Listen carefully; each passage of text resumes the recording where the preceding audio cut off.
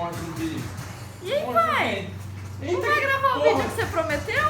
Vou, só tô matando zumbis aqui, aproveitar esse momento aí de coronavírus. Tá bom então, vamos lá então, né? Vou parar aqui. Aí já põe aqui já, valeu. E aí, beleza? Estamos aqui, o primeiro vídeo de história em casa, aproveitando esse momento do coronavírus aí. Nunca fiz vídeo para YouTube, pra essas coisas, estamos começando agora. E aproveitar aí o isolamento social para desenvolver aí, então essas ideias aí que a gente tem, né, de algumas aulas de grandes epidemias da história, já começando com esse símbolo aí de ameaça biológica, coisa básica. Hoje qualquer ser humano é uma ameaça biológica. Primeiro vídeo aí de história em casa, para você aproveitar aí que aqui a história tá em casa, hein, gente. A recente pandemia do coronavírus fez a galera toda aí ficar em casa, ainda mais esse povinho brasileiro aí que vive com fogo no fiofó, né, vontade de sair pro bailão à noite aí, arregaçar. E agora estão tudo que ficar em casa, né? Mas a quarentena que estamos sofrendo, diga-se de passagem, né? Porque esse isolamento social para mim é ótimo. Eu que sou totalmente recluso aqui dentro de casa, só saio para trabalhar praticamente, para comprar comida. Ou seja, não mudou muito aí do que eu já tinha antes, né? Claro. Mas o confinamento de doentes ou de pessoas sob uma doença não é uma coisa nova na história da humanidade. Isso já aconteceu em outros casos históricos, como o caso de tuberculose, de hanseníase também. Além disso, ao longo da história da humanidade, as epidemias já foram tratadas como fenômenos sobrenaturais ou do ponto de vista religioso, o que geralmente envolvia também uma visão de um castigo religioso. Ainda bem que hoje temos outras teorias da conspiração envolvendo a China, querendo destruir a economia e se bobear até a Coca-Cola, a Globo ou o PT, sei lá. Na Idade Média, por exemplo, né, na época da Grande Peste Negra, muita gente ou era expulsa da cidade ou era açoitado por ser visto como portador aí de um castigo divino. Medidas como quarentena, isolamento dos doentes ou das pessoas começou a ser uma prática mais comum a partir da Idade Moderna.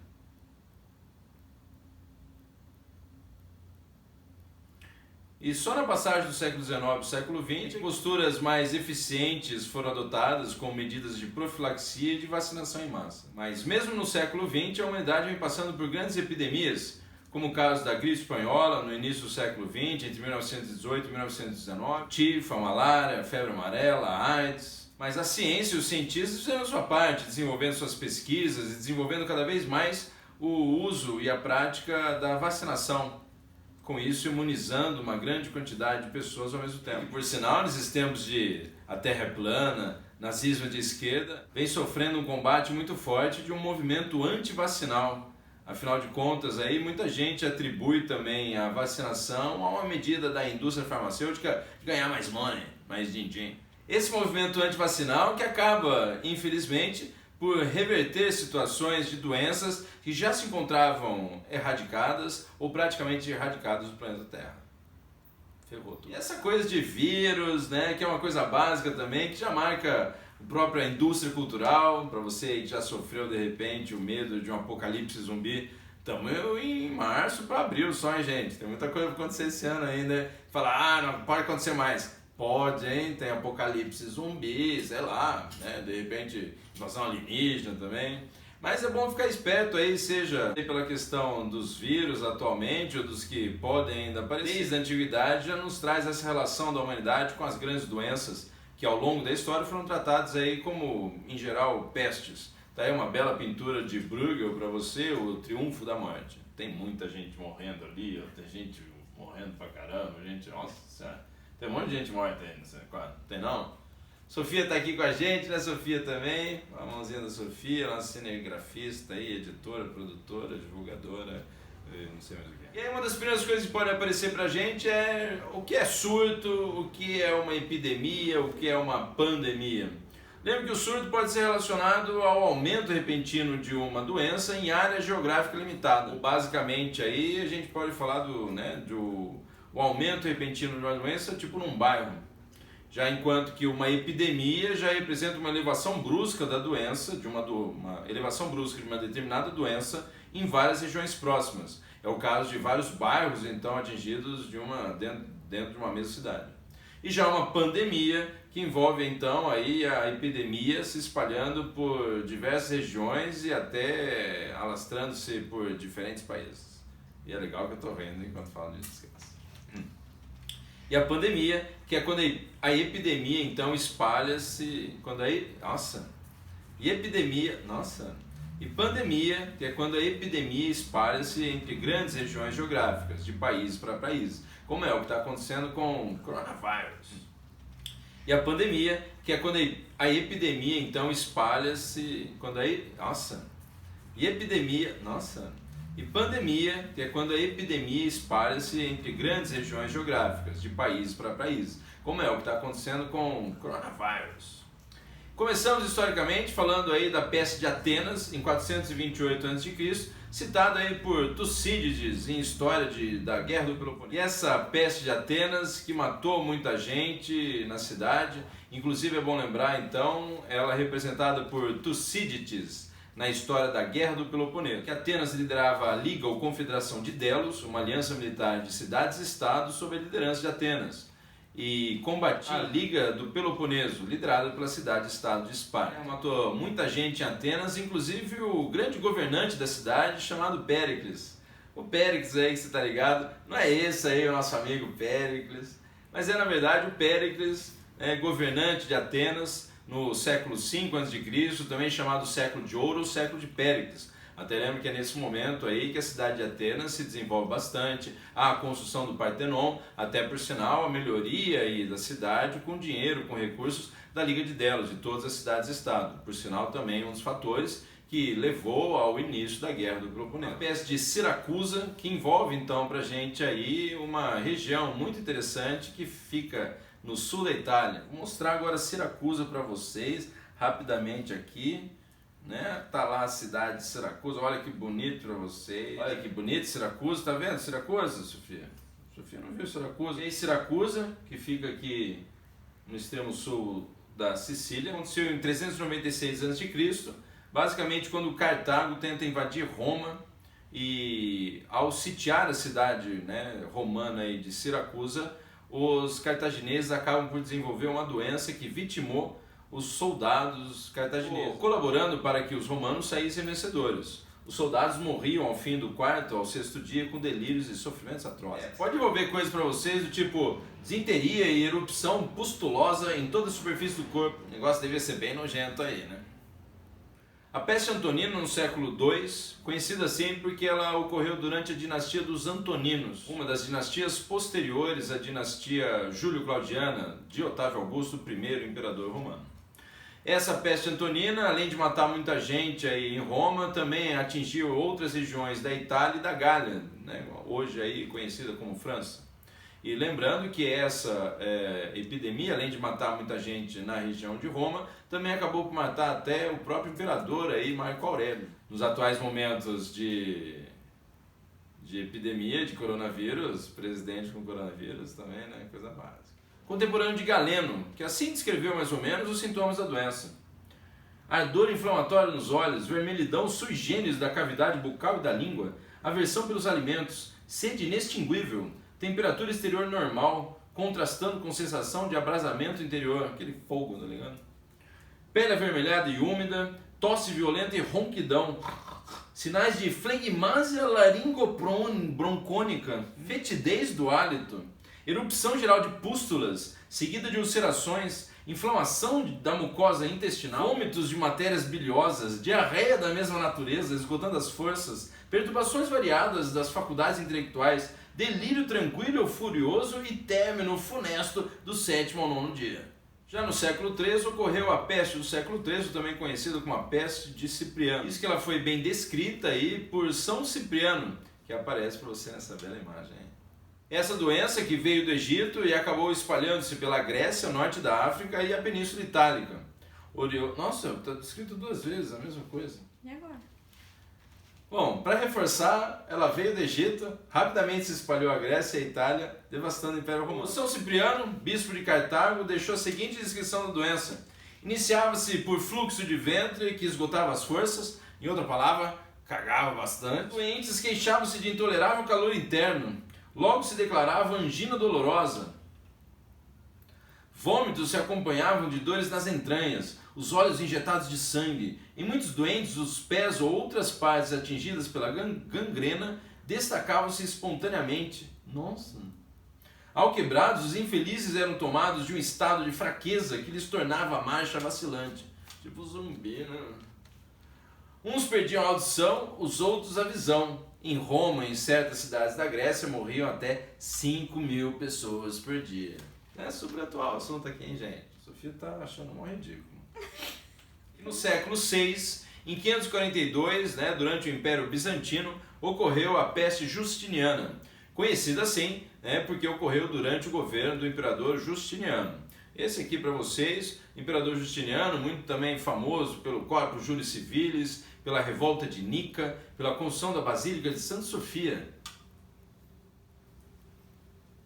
Peste que espalhou-se pelos países asiáticos e europeus e em Constantinopla, basicamente, coisa de 10.000 mortes por dia. O bagulho tá pesado, hein? A peste justiniana, segundo o historiador F. Cartwright, basicamente foi desenvolvida pelo bacilo Yersinia pestis, que a gente conhece lá da peste negra ou peste bubônica lá na Europa na Idade Média. A Idade Média, mais especificamente a Europa Ocidental, foi marcada então pela crise do século XIV. Uma de suas principais marcas foi a chamada peste negra ou peste bubônica. Basicamente, por volta se fala de 50 milhões de mortos, de metade ou mais de metade da população europeia morrendo. Essa doença, desenvolvida pela bactéria Yersinia pestis, provocando inflamação dos glândulos linfáticos, tremedeiras, pústulas de sangue, caráter enegrecido da pele, bolhas de pus e sangue que surgiam nas axilas, na virilha da pessoa. A pessoa ia apodrecendo aos poucos. Vinda da Ásia Central, essa doença está muito relacionada ao processo de renascimento comercial após a ocorrência das cruzadas. Aumentou os contatos entre o Ocidente e o Oriente. Peste que matou muita gente na Europa, falam que nem tinham como às vezes enterrar os corpos, deixavam os corpos apodrecendo ali. Teve gente que se deu bem aí, lembra? Pequenas empresas, grandes negócios, pessoal que passava de casa em casa pegando o morto, falando, e aí, tem morto aí? Aí esse cara ganhou uma grana em cima disso aí. Tendo essa visão de que a morte estava presente, até, de novo, a situação básica de ter sido visto como um castigo divino, né? Essa coisa de muita gente, então, a partir daí, também entrar no processo de crise de religiosidade. Pô, a gente está aqui rezando, ainda por cima Deus vem e manda essa peste. Vai colaborar também com o movimento da reforma religiosa mais pra frente. Nessa época, o modelito tava com tudo aí e tá voltando, hein, gente? Hoje em dia, nada se cria, tudo se copia. Coisas dos anos 80 estão voltando, já, ó.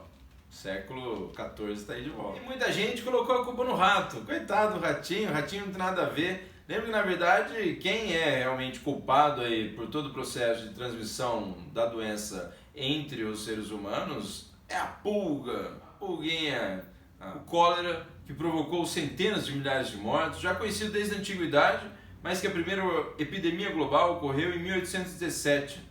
Associado aí ao vibrião colérico ou víbrio cholerae, a ingestão de água contaminada que pode ser uma das principais causas. Esse já vai ficar nessa posição aí já por um bom tempo. Foi a tuberculose, provocando 1 bilhão de mortes, também conhecido como mal do século. Muita gente aí no século XIX, né, se era poeta, se era pessoal moderninho aí das artes, acabava morrendo disso aí. Se você não teve tuberculose no século XIX, você não estava entre os tops da galera da época. As doenças foram encontradas em esqueletos de 7 mil anos atrás. Na verdade, ficou horrível aqui os 7 mil anos atrás, mas é o primeiro, né? A gente vai acertando aos poucos. E em 1882 ocorreu a identificação do bacilo de Koch.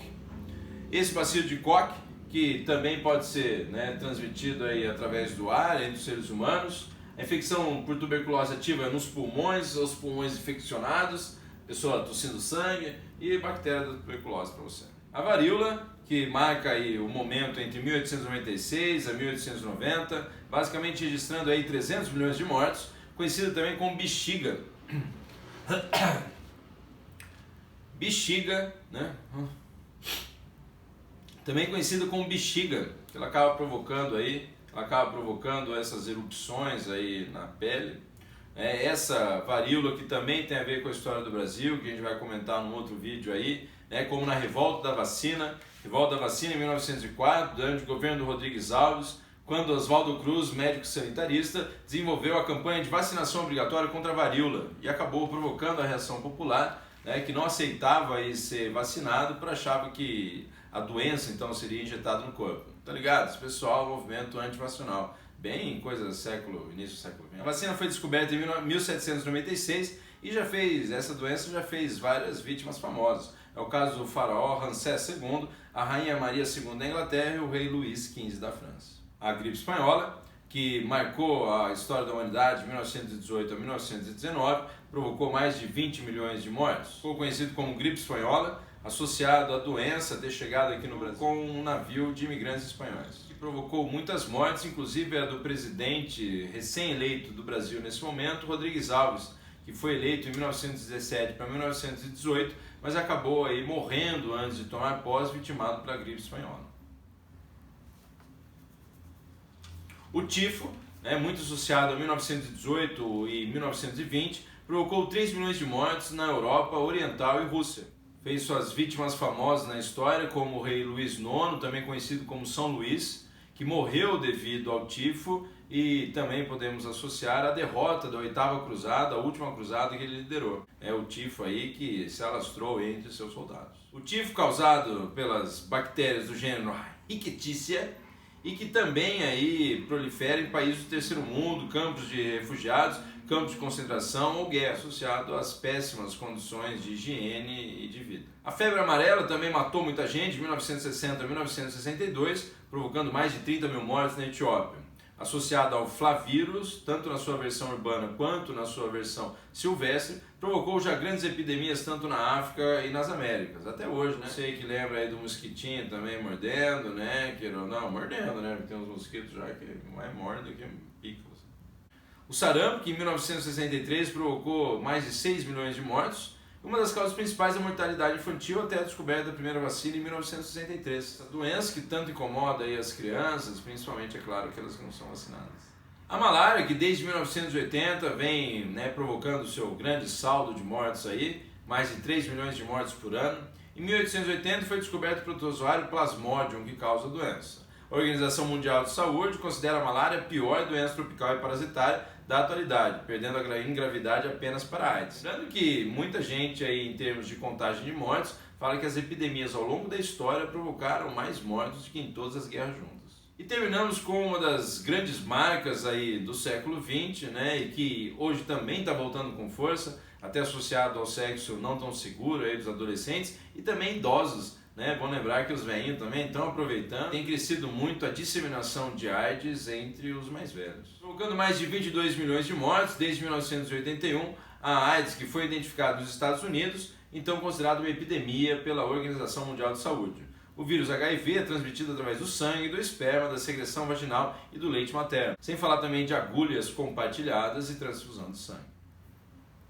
E é isso aí, gente. O História em Casa está começando. A próxima aí a gente vai dar uma atenção maior às epidemias no Brasil. E não deixe aí de se inscrever aí no canal, comenta com o vovô, com a vovó, se eles estiverem aí por perto, comenta com o papai, com a mãe, com os amiguinhos. Dá um toque aí. Valeu, gente. Obrigado. E eu não falei o meu nome, que meu nome é... Um like. Sim. Também dá um like aí. Lembra, professor André de História. Vê aqui embaixo. Se inscreve. Sofia tá me dando uma mão aqui que eu tô perdido, Se inscreve aqui embaixo então no canal. É aqui à direita ou é à esquerda? Aqui é à direita, aqui então. Se inscreve aqui, dá um like, que é um joinha também, fiquei sabendo. Dá uma olhada que a gente também tá no Instagram, no Facebook. E a gente vai estar sempre acompanhando aí com vocês, com 2 vídeos semanais. Obrigado, hein, gente? Valeu, tudo de bom.